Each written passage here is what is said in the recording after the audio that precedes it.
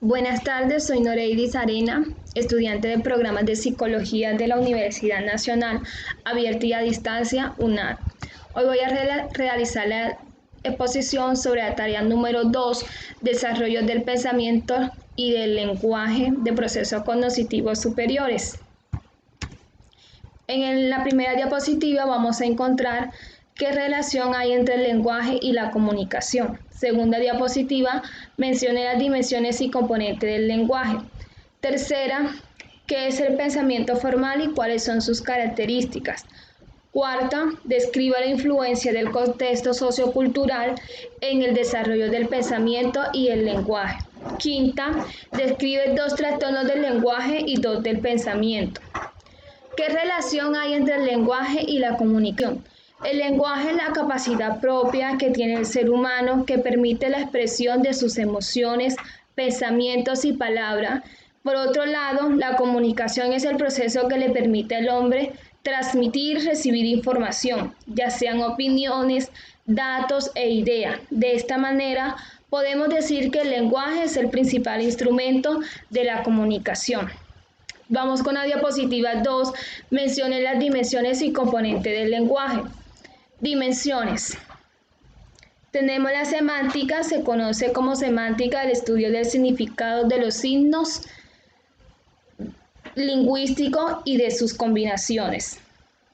Gramática y sintaxis. La sintaxis es parte de la gramática, las reglas y los principios de investigación que forman parte de la gramática.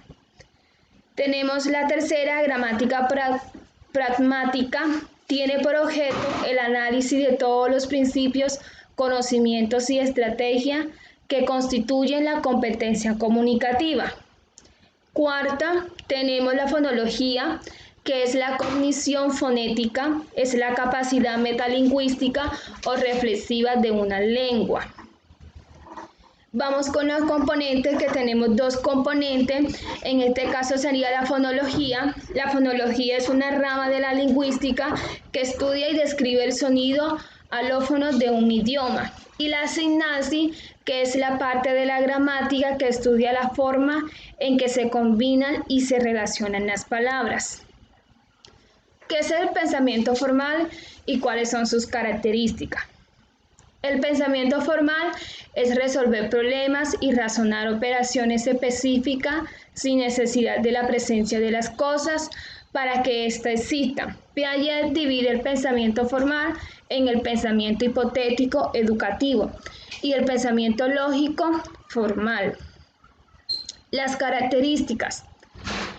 Tenemos 2 características funcionales, características formales o estructurales. Las características funcionales tienen realizar como conjunto de lo posible, razonamiento hipotético deductivo y razonamiento proposicional. Las características formales o estructurales es operaciones de identidad, negación, reciprocidad y correlatividad. Es así como la afirma Carretero. Seguiremos la distinción de 2 tipos de características, las funcionales y las formales o estructurales. Las primeras son rasgos generales del pensamiento formal y representan formas, enfoques o estrategias para abordar y tratar los problemas.